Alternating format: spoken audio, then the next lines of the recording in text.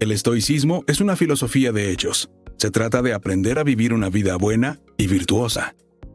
En contra de la creencia popular, la filosofía no consiste en enterrar la cabeza en los libros durante todo el día, rumiando las grandes cuestiones de la vida mientras te vas apartando poco a poco de la sociedad. La verdad es que la filosofía consiste en aprender a ser mejor persona. Todo lo demás, según el filósofo Friedrich Nietzsche, no es más que una crítica de las palabras con otras palabras. Esta escuela de pensamiento, que cree que los hechos triunfan sobre las palabras o las ideas, es la base de la antigua filosofía del estoicismo que nació en Atenas, Grecia, en el siglo IV a.C. Según el filósofo estoico de la época romana Séneca, el objetivo principal de la lectura y el estudio es vivir una vida buena y feliz. Por desgracia, en nuestro mundo actual, la filosofía gira en torno a lo que dicen personas inteligentes, a las grandes palabras que utilizan, a las paradojas y acertijos con lo que nos pueden confundir. No es de extrañar que la mayoría de la gente prefiera alejarse de esta disciplina porque parece muy poco práctica. Y, francamente, esta filosofía de lápiz y tinta de hoy en día lo es.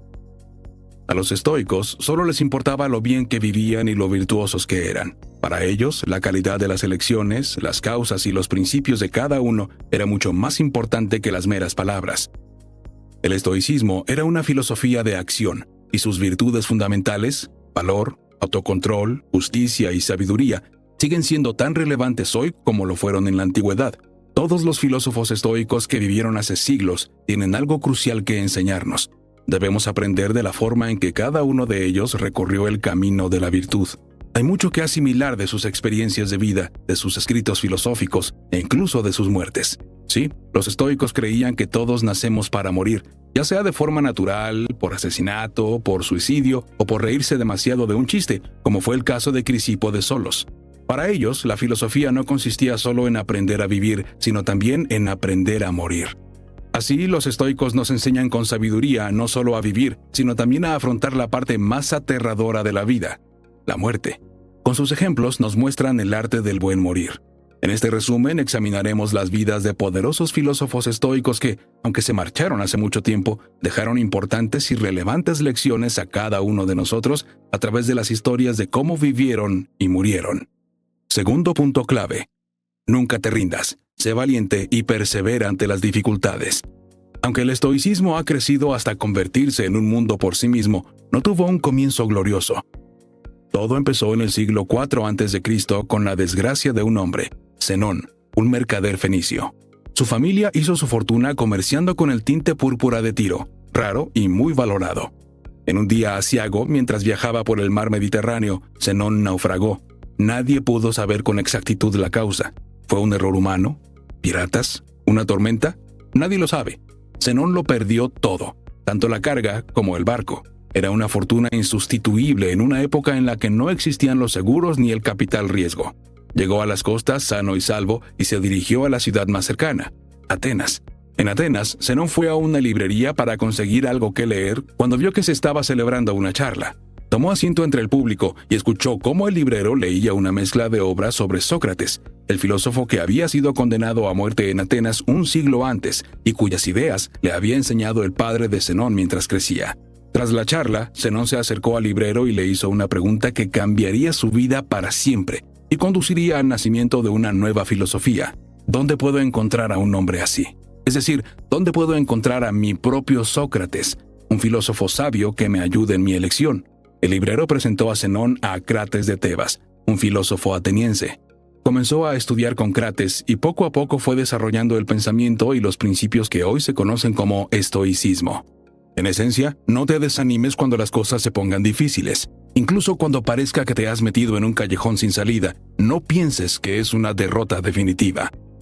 Enfréntate a tu situación como un estoico, con valor y perseverancia. Al final superarás los obstáculos y harás algo por ti mismo.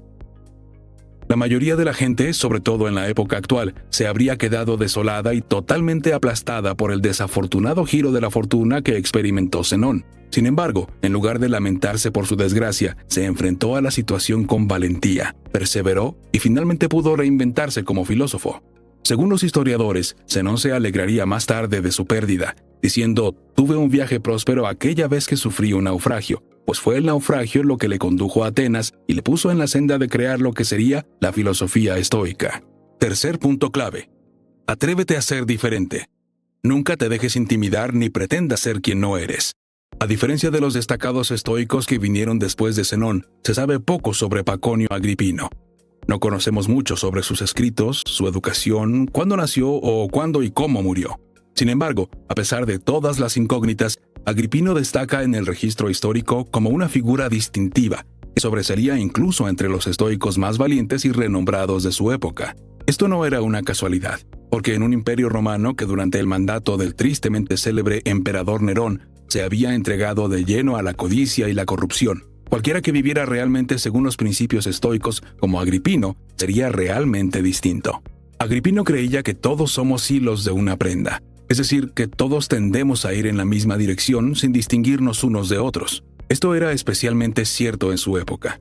La mayoría de la gente seguía alegremente la corriente, se amoldaba a la cultura corrupta y aceptaba su papel no reconocido como un hilo entre otros innumerables en el tejido. De hecho, nadie puede culparlos porque la mejor estrategia bajo un gobernante caprichoso y cruel como Nerón, que tenía el poder sobre la vida y la muerte, es pasar desapercibido y mantener un perfil bajo. Sin embargo, para Agripino, este tipo de compromiso era inconcebible. Por muy terribles que fueran las consecuencias de ser diferente, se negó a fingir ser quien no era. Según Agripino, no hay que dudar sobre hacer lo correcto, no hay que sopesar las opciones. Ryan Holiday. En nuestra sociedad actual, la mayoría de la gente ha olvidado su identidad, ha cedido a la presión de conformarse y ha perdido de vista su singularidad. Aunque la individualidad y la independencia se han convertido en palabras de moda, no son más que meras palabras. Afirmamos ser únicos y autónomos, pero nuestras elecciones y estilo de vida dicen algo totalmente distinto. A la hora de la verdad, pensamos y actuamos solo como los demás. Pero Agripino no.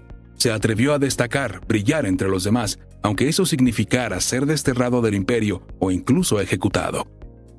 No tienes que hacer lo que hacen los demás solo porque quieras sentir que perteneces a algo. Atrévete a destacar. Acepta tu singularidad y nunca pierdas de vista lo que te hace ser tú. Tú, cuarto punto clave. Al igual que Catón, adopta normas estrictas y sé inflexible. ¿Alguna vez has mirado a una persona y has pensado, Dios, cómo lo ha hecho? ¿De dónde ha salido esa fuerza y ese valor? Marco Porcio Catón era alguien así. Incluso había una expresión común en su época. No todos podemos ser Catones. Casi todos los estoicos de renombre de la historia fueron famosos en parte por lo que dijeron y escribieron. Sin embargo, Catón alcanzó una fama altísima, no por sus palabras, sino por lo que hizo y por lo que era. Desde su más tierna infancia, estaba claro que era un individuo decidido y de gran voluntad. Bajo esta determinación había también una devoción intensa, casi radical por la libertad y la justicia. No soportaba el acoso, ni siquiera en los juegos infantiles, y se interponía para defender a los niños más pequeños de los mayores. Catón se convirtió en cuestor a la edad de 30 años, en lo que fue su primer cargo político. Su objetivo siempre fue aprovechar el poder de la política para eliminar la corrupción en Roma, y, fiel a sus valores, utilizó su mandato como cuestor para revisar las finanzas, deshacerse de todo el personal corrupto y recuperar todos los fondos públicos saqueados. Siempre era el primero en llegar al trabajo cada mañana y el último en irse. Se complacía en decir no a los proyectos favoritos de los políticos que buscaban desviar dudosamente los fondos del Estado a sus bolsillos personales. Estaba tan comprometido que su legendaria determinación se convirtió en una protección política para sus colegas menos estrictos. Cuando sus electores presionaban para obtener subvenciones, los políticos se encogían de hombros y decían, «Es imposible, Catón no lo consentirá». Sabrás que los seres humanos tenemos una inclinación natural a preocuparnos por lo que la gente piensa de nosotros. No queremos parecer demasiado diferentes, así que hacemos lo que hace todo el mundo. Seguimos a la multitud y nos comportamos como los demás para que nos acepten. Sin embargo, al hacer esto, nos debilitamos. Nos comprometemos a menudo sin saberlo y nos dejamos comprar. Una lección muy importante que puedes aprender de la vida de Catón es la de adoptar un alto nivel de exigencia y nunca dejarte influir por los demás para hacer cosas de las que no sientes orgullo. A diferencia de casi todos los demás estoicos, Catón practicaba activamente la idea de ser indiferente a todo menos a la virtud. Creía que su trabajo era servir al bien público, no a su familia, no a sí mismo, no a la conveniencia, sino a la nación. Esto, para Catón, es lo que era la verdadera filosofía. ¿Sabías que el rigor de Catón le creó muchos enemigos? Debido a sus principios, estuvo enfrentado durante toda su vida a muchas figuras políticas poderosas y hostiles que se disputaban el control de Roma. Quinto punto clave. El principal ingrediente de la libertad es nuestra capacidad de elegir cómo responder a las situaciones de la vida. Desde su nacimiento en Hierápolis en el año 55 después de Cristo, Epicteto fue un esclavo. De alguna manera, a pesar de sus humildes comienzos, su perseverancia, su perspectiva y su pura autosuficiencia harían que pasara a la historia como el símbolo definitivo de la capacidad de los seres humanos para encontrar la verdadera libertad en las circunstancias más oscuras. En algún momento, a los 30 años, Epicteto se convirtió en un hombre libre y eligió dedicarse plenamente a la filosofía. A diferencia de los demás estoicos, que eran herederos ricos, generales, senadores y consejeros, Epicteto fue uno de los primeros en seguir lo que hoy podríamos llamar la vía académica, y se ganó un gran número de seguidores casi inmediatamente. Puedes atar mi pierna, pero ni siquiera Zeus tiene el poder de romper mi libertad de elegir. Epicteto. Las experiencias de Epicteto como esclavo influyeron en sus ideas más poderosas como maestro. Al nacer en cautiverio, recordaba a diario el poco control que tenía incluso sobre su propia persona. Basándose en estas experiencias, al llegar a estudiar y comprender el estoicismo, ideó lo que llamó nuestra tarea principal en la vida.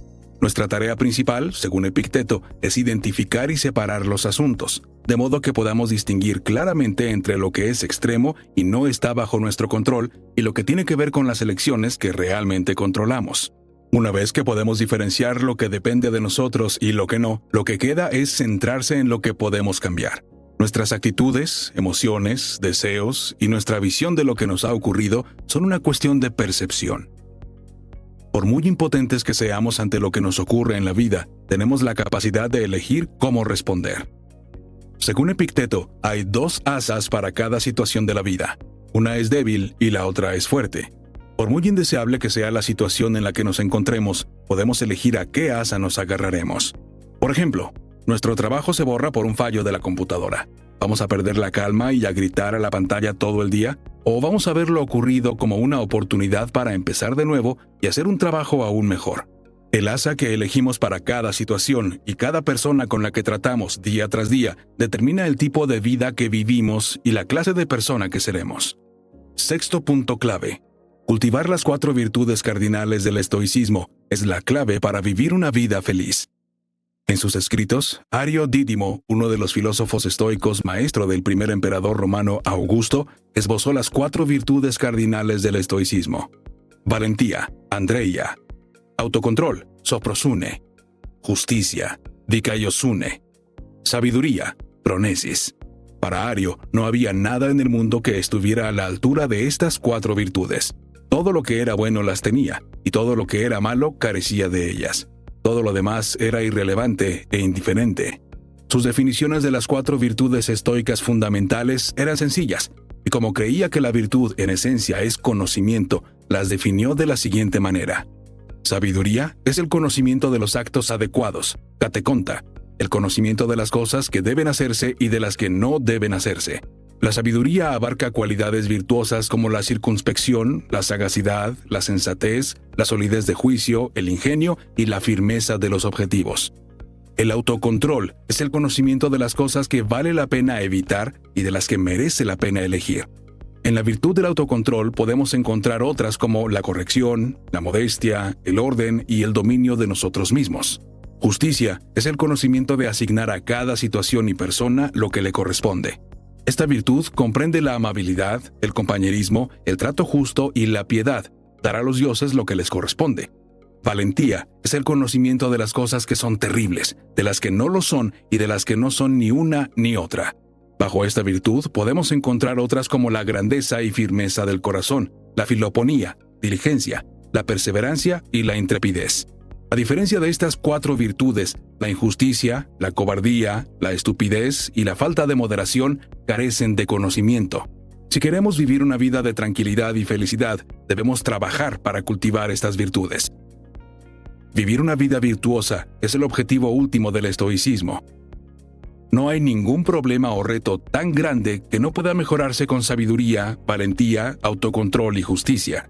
Y cada momento, cada situación en la que nos encontramos en la vida es una oportunidad para ejemplificar una combinación de alguna o las 4 virtudes fundamentales. En esencia, el mejor enfoque de la vida es centrarse en la tarea que tenemos entre manos y no perder ni un solo segundo en las que no nos corresponden.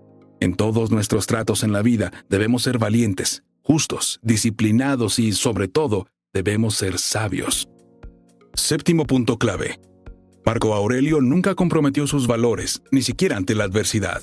Como emperador del gran imperio romano, se podría pensar que Marco Aurelio tuvo una vida perfecta y de color de rosa, pero no fue así.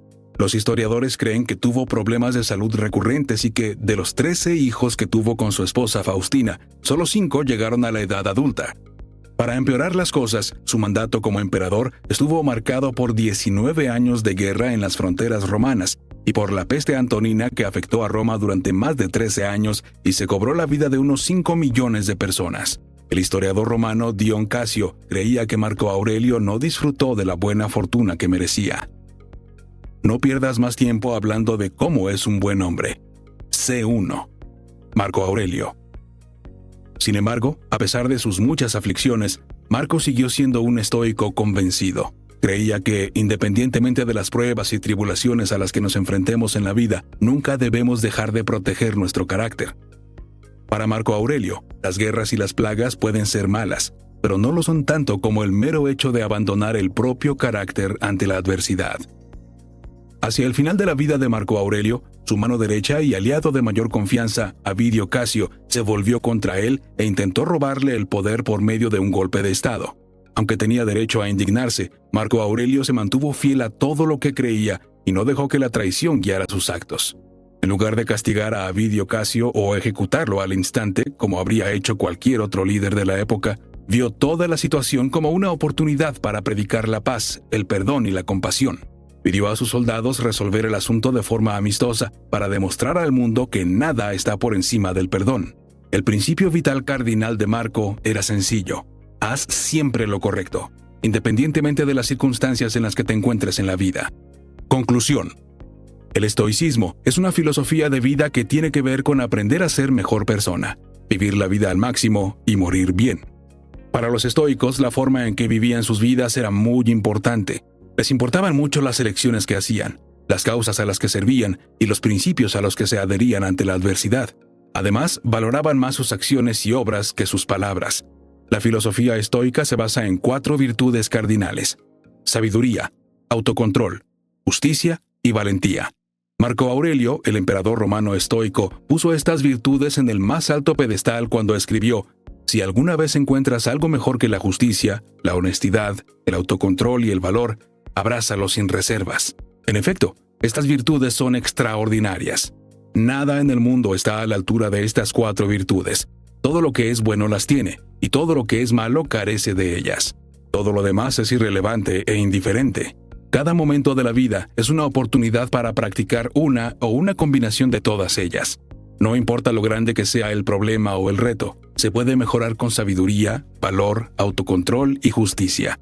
Así que, como estoicos modernos, debemos esforzarnos, como lo hicieron ellos en el pasado, en cultivar las 4 virtudes fundamentales del estoicismo. Esta es la clave para vivir una vida buena y tranquila. Ahora que sabes que la filosofía estoica consiste en llevar una vida virtuosa, empieza a vivir tu vida en consonancia con las 4 virtudes cardinales. En todo lo que hagas a partir de ahora, sé una persona disciplinada, justa, sabia y valiente. Prueba esto. Para desarrollar las virtudes estoicas clave, hazte responsable de tus acciones y repasa siempre tu día. Tómate el tiempo para reflexionar y nunca te vayas a la cama sin contemplar las implicaciones y las lecciones de vida que has obtenido durante la jornada. Al final del día pregúntate: ¿qué he hecho bien hoy? ¿Se han puesto a prueba mi autocontrol y mi disciplina en algún momento del día? ¿Cómo he manejado la situación? ¿Dónde he ido en contra de mis valores y por qué ha ocurrido? ¿Cómo puedo hacerlo mejor mañana? Si te examinas regularmente y reflexionas sobre tus acciones, serás más consciente sobre ti y tendrás una mayor disposición a vivir de forma virtuosa.